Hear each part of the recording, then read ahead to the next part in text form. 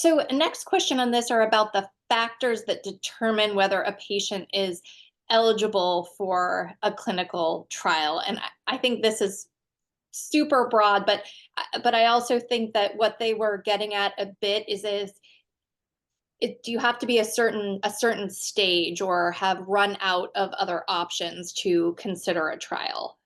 So a lot of this really depends on the type of trial and what it's testing. Is it testing a completely novel therapy that's maybe in phase one, right? In first in human trial. And so usually in those cases, sometimes we do kind of go through what's already approved and has benefit, but not always.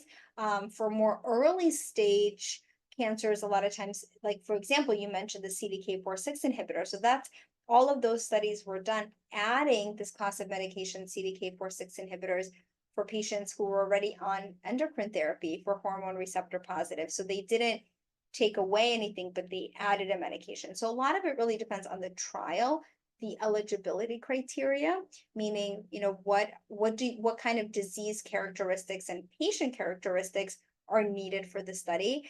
I will say that you do have to be, your blood work has to be pretty good. You have to be relatively fit in the sense of, we want to be kind of look at this by performance status, meaning, how much time is someone spending out of bed versus in bed. So typically patients who are pretty sick, not getting out of bed, sometimes they're not eligible for a clinical trial.